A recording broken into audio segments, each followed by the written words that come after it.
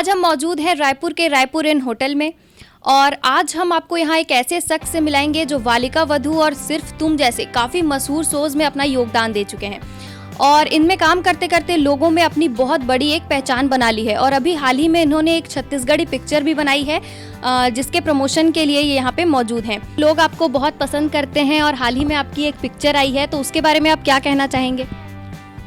सबसे पहले नमस्कार आपको भी और सभी दर्शकों को भी मेरा। साथियों, इश्क माँ रिस्क है, नाम बड़ा इंटरेस्टिंग है। इसके बारे में बहुत संक्षिप्त मैं आपको बताना चाहूँगा कि इसके निर्देशक हैं आलेख चौधरी जी और इसके निर्माता हैं लक्ष्मी जायसवाल जी, जो कि अंबिकापुर के हैं। आलेख चौधरी भाई छत्तीसगढ़ फिल्म इंडस्ट्री जब से शुरू हुई है तब से वरिष्ठ जनों के साथ सहायक के रूप में काम करते आ रहे हैं। हमारे अग्रज सतीश जैन जी हैं, उनके साथ लगभग 18 से 20 साल से सहायक के तौर पर और प्रोडक्शन तमाम चीज़ों के विधाओं में उनके साथ जुड़े हुए हैं। तो ये पहली बार उन्होंने अपनी खुद की फिल्म डायरेक्ट करने शुरू की, तो मैं उनका बड़प्पन ही मानूंगा, अपनी खुशकिस्मती का मानूंगा कि उन्होंने मुझसे एक बात बोली कि भाई मैंने शुरू से सोच रखा है कि जब भी पहली फिल्म बनाऊंगा आपके साथ ही बनाऊंगा। तो तब मैं थोड़ा व्यस्त था, तो मैंने कहा भाई ये व्यवहारिक रूप से दिक्कत है। तो बोले कोई बात नहीं, मैं आपके हिसाब से शेड्यूलिंग करूंगा, आप सैटरडे संडे दो दिन के लिए आ जाइएगा, बाकी मैं दूसरों की शूटिंग करता रहूँगा, लेकिन वो रोल करेंगे तो आप ही करेंगे। तो मुझे जब उनकी इस भावना का पता लगा तो मैं मन से नतमस्तक हो गया कि भाई इतना मान सम्मान मेरे लिए उसके दिल में है, तो मुझे उसकी भावनाओं की कदर करना चाहिए। तो मैंने ये फ़िल्म की और ये फ़िल्म पारिवारिक कहानी है, लव स्टोरी है और उसमें ख़ासियत ये है कि मतलब एक जोड़ी है दो लोगों की, अमन कुरैशी और अनिकृति चौहान। इसमें कोई दो मत नहीं, निस्संदेह निर्विवाद रूप से बोलता हूँ कि रीजनल सिनेमा में इससे अच्छी जोड़ी मेरे ख्याल से इन दिनों पहले न थी और न होगी। नहीं हो सकती है, पर पहले कभी हमने नहीं देखी है। और हमारी खुशकिस्मती है कि ये जोड़ी ऐसी है कि सिर्फ छत्तीसगढ़ी नहीं, अगर आप भोजपुरी में भी इनको लेके फिल्म बनाएंगे तो वो होल्ड करेंगे 3 घंटे स्क्रीन पर। तो ये ऐसी खूबसूरत पारिवारिक फिल्म है जिसके गाने बड़े मज़ेदार हैं और अच्छे हैं, परिवार का माहौल है और वो चीज़ें जो एक सिनेमा में आम दर्शक देखने जाना चाहते हैं, विशेषकर महिलाएं, परिवार के लोग, वो सारे पुट इस सिनेमा में हैं।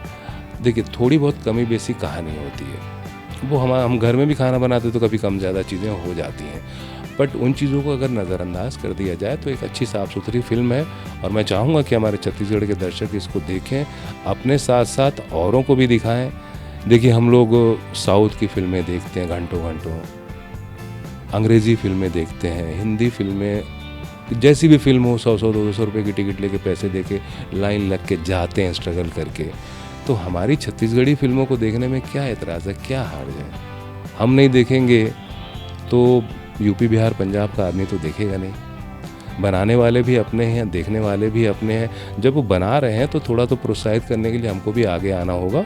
और इस दिशा में मैं आपसे दावे के साथ बोलता हूँ कि जब आप ये फिल्म देखने जाएंगे तो आपको निराशा हाथ नहीं लगेगी, बल्कि आप खुश होकर लौटेंगे और हम सब प्रोत्साहित होंगे।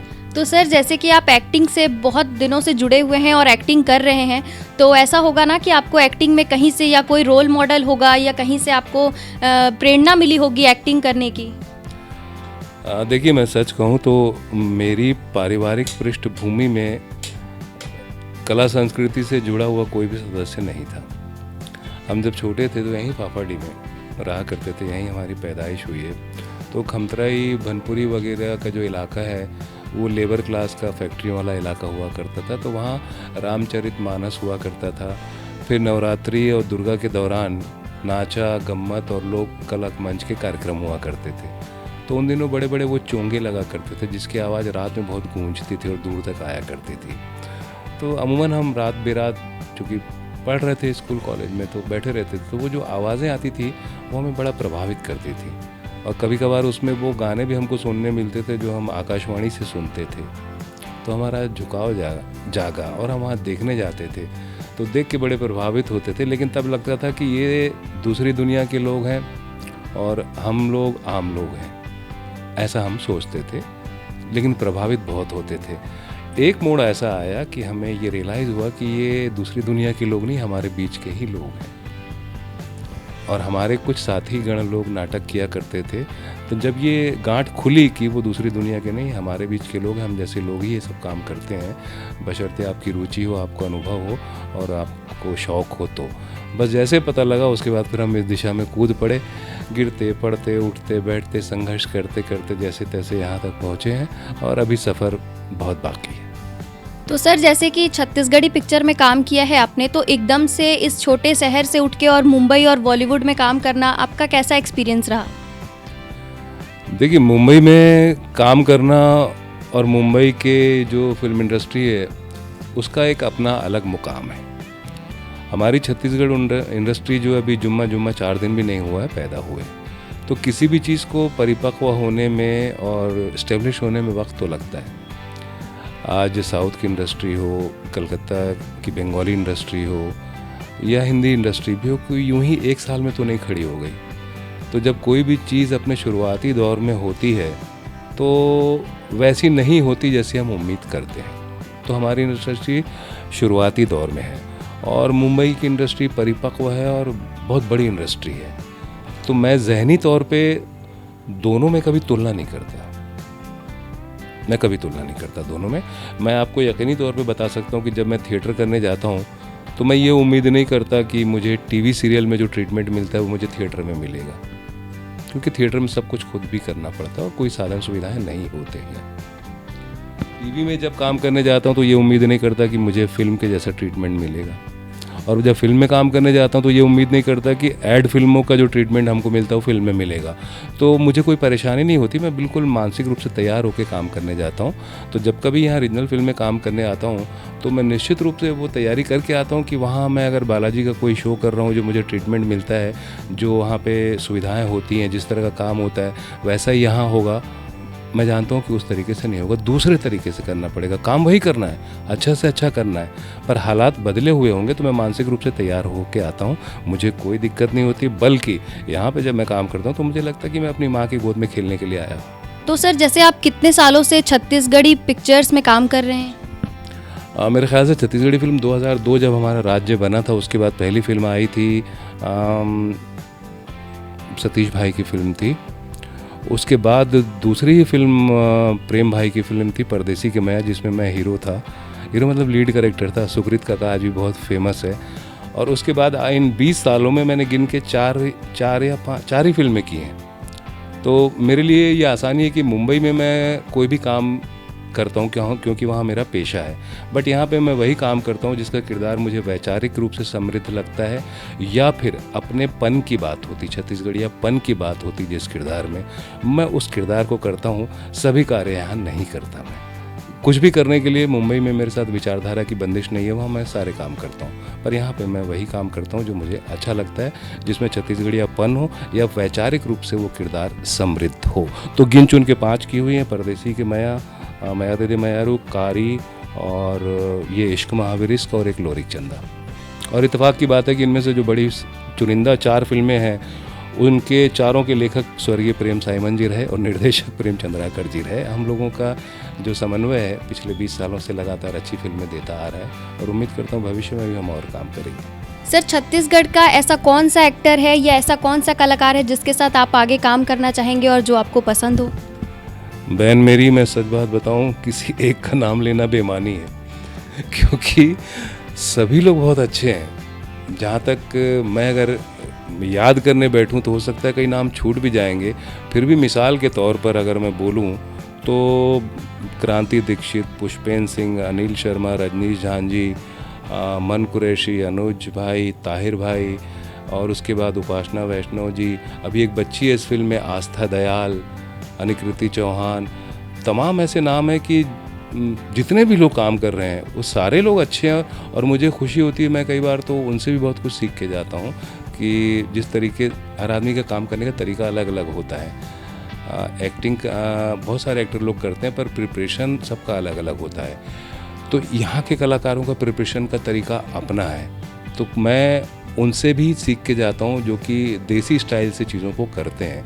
हेमलाल कौशल हैं, निशांत भाई हैं, ऐसे बहुत सारे लोग जिनको देख कर के मैं सीख के जाता हूँ यहाँ से, और बहुत सारे नाम छूट भी रहे हैं, इतने काबिल लोग हैं यहाँ पर सभी अच्छे हैं मेरे लिए, सभी सम्माननीय हैं और मुझे अच्छा लगता है उनके साथ काम करना और आगे भी करता रहना चाहूँगा। देखिए, वक्त के साथ साथ बदल जा रहे हैं और अच्छे लोग आ रहे हैं और उनमें प्रतिभा की कोई कमी नहीं है, प्रतिभा कूट कूट कर भरी पड़ी है। जैसे पहले अनुज भाई की खासियत थी कि एक हीरो में ना छत्तीसगढ़ियापन होना चाहिए, वो अनुज भाई में छत्तीसगढ़ियापन था। पर सेलुलाइट की उपस्थिति के बारे में बात करेंगे तो इन दिनों मन कुरैशी जो है, इसमें कोई दो मत नहीं है और यकीनी तौर पे कहा जा सकता है कि वो स्क्रीन प्रेजेंस उनकी इतनी अच्छी है कि वो हमारे छत्तीसगढ़ के सुपरस्टार हैं और आगे भी रहेंगे। अनिकीर्ति चौहान, स्क्रीन प्रेजेंस बहुत अच्छी है। बाकी बहुत सारी चीज़ें होती हैं, आदमी करते करते सीखता है और मेरे लिए सौभाग्य की बात है कि जब मैं उनके साथ काम करता हूँ तो थोड़ा हिचकते हैं, थोड़ा डरते हैं, लेकिन बाद में करने लग जाते हैं। फिर वो ये कहते हैं कि हमारा सौभाग्य है कि हम संजय भाई के साथ कर रहे हैं, बट कई बार मुझे भी लगता है कि मेरा सौभाग्य है कि मुझे उनका साथ मिल रहा है। सर, तो आपकी अपकमिंग कोई मूवी जो छत्तीसगढ़ में आ रही हो?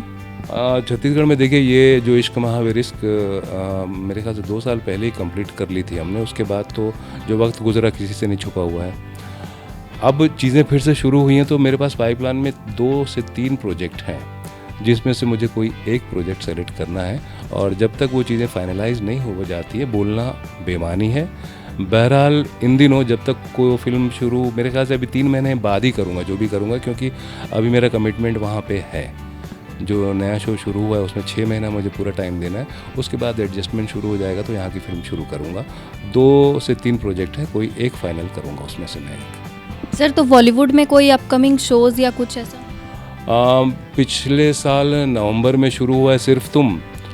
तो शुरुआत में शो को सेट करने के लिए सभी किरदार, जो प्रमुख किरदार होते हैं 4-5, उनको पूरा अपना समय देना पड़ता है एग्रीमेंट के मुताबिक चैनल को। वो समय अब लगभग अप्रैल में ख़त्म हो जाएगा, तो उसके बाद मुझे वहाँ से ये गुंजाइश होगी कि मैं दूसरा शो भी कर सकता हूँ। तो दूसरा शो मैं या तो यहाँ पे छत्तीसगढ़ी फिल्म शुरू करूँगा या स्टार प्लस का एक शो है वो शुरू करूँगा। तो 2 शो एक साथ करूँगा लगभग आने वाले 1 साल तक। सर, आप हमारे छत्तीसगढ़ के दर्शकों को क्या संदेश देना चाहेंगे? छत्तीसगढ़ के दर्शकों को मैं ये संदेश देना चाहूँगा कि हमारा जो क्षेत्र है कला, साहित्य और संस्कृति के बारे में बहुत ही समृद्ध है। प्रतिभाओं की खदान है हमारे पास में, लेकिन दशा और दिशा वैसी नहीं है जैसी होनी चाहिए। दशा इसलिए वैसी नहीं है क्योंकि दिशा नहीं है, और दिशा एक दिन में नहीं मिलती है, धीरे धीरे मिलेगी। कल तक जो नहीं कर पा रहे थे आज कर रहे हैं, और आज जो नहीं कर पा रहे हैं वो कल हम करेंगे। पहले होता ये था कि किसी भी माँ बाप को अच्छा नहीं लगता था कि उनका बच्चा या उनकी बच्ची इस क्षेत्र में जाए, पर अब वक्त बदला है। माँ बाप चाहते हैं कि हमारे बच्चे इस फील्ड में जाएं, नाम इज़्ज़त शोहरत कमाएं, तो वो खुद अपने बच्चों को तैयार करते हैं और उनको आगे बढ़ाने के लिए प्रोत्साहित करते हैं। लेकिन एक विसंगति ये है कि उनकी इन भावनाओं का कुछ लोग गलत फ़ायदा उठाते हैं। ख़ासकर ये जो नेट का ज़माना आ गया ना, इसमें बड़े शहरों में बैठे हुए लोग छोटे शहर के लोगों को टारगेट कर रहे हैं। और चूँकि छत्तीसगढ़ इंडस्ट्री, अब लोगों की नज़र पड़ी है कि यहाँ एक इंडस्ट्री है और सबको मौका नहीं मिल रहा है, तो उनके जो मतलब कमज़ोरी का फ़ायदा उठाने के लिए वो नेट पे बहुत सारी चीज़ों के एडवर्टाइजमेंट डालते हैं। आपसे एक छोटा सा ऑडिशन मंगवाएंगे, कुछ दिन बाद आपको एक कॉल आएगा कि भाई आप सेलेक्ट हो गए हैं और आपका कार्ड बनवाने के लिए आपसे 30,000 रुपये लगेंगे। आपको बिना कार्ड के आप शूटिंग नहीं कर सकते। आइदर रजिस्ट्रेशन करने के लिए आपको इतने पैसे लगेंगे। तो जब यहाँ के आदमी को पता लगता है कि मैं सेलेक्ट हो गया हूँ, सिर्फ ये मुझे देना है, तो क्यों नहीं। माँ बाप से झगड़ता है वो, माँ बाप भी दे देते हैं। बाद में पता लगता है कि सब फ्रॉड लोग हैं। क्योंकि एक बात जान लो, अगर आप ऑडिशन भेज रहे हैं और आपको किसी अच्छे प्रोडक्शन हाउस ने, जेन्युइन आदमी ने अपने ज़रूरत के मुताबिक, अपने किरदार के मुताबिक आपको चयनित किया है, तो उसको आपकी ज़रूरत है, आपको उसकी ज़रूरत नहीं है। वो जब आपसे काम कराएगा तो आपके आने जाने के पैसे देगा, आपको पारिश्रमिक देगा, आपसे मांगेगा नहीं। जेन्युइन मेकर आपको पारिश्रमिक देते हैं, पारिश्रमिक लेते नहीं हैं। तो हमेशा इस बात का ख्याल रखें कि इस तरह से झूठे बरगलाने वाले लोगों के चक्कर में ना आएँ। हाँ, ईमानदारी से थिएटर करें, मेहनत करें, नेट के ज़रिए ऑडिशन भेजते रहें, लेकिन ये जो मांग रखते हैं उनके किसी के भी चक्करों में नहीं आए। लेकिन इसका मतलब ये नहीं कि आप इस फील्ड में इंटरेस्ट ही न लें, अपने आप को तैयार करें, संभावना सबके लिए होती है। हम जैसे आदमी की संभावनाएं बनी है तो फिर आज की जनरेशन तो हमसे बहुत आगे है। नमस्कार, मैं संजय बत्रा, INN 24 के दर्शकों को मेरा सादर नमस्कार। तो ये थे हमारे साथ संजय बत्रा जी, जिन्होंने हमसे जुड़कर ऐसी कुछ सार्थक बातें बताई जो आज की पीढ़ी को काफ़ी प्रेरित करेगी। कभी भी कोई भी फेक मैसेजेस या फेक ऑडिशंस के तरफ ना जाएं, जिसे देखकर लोग आजकल के जो भी नई पीढ़ी के बच्चे रहते हैं वो अधिकतर इन झांसों में आकर बहुत सारे चीज़ों को नुकसान कर देते हैं। इन्होंने हमें ये जानकारी दी। आज हमने संजय बत्रा जी से कुछ खास बातचीत की, जिसमें उन्होंने हमें ये बताया कि कैसे फेक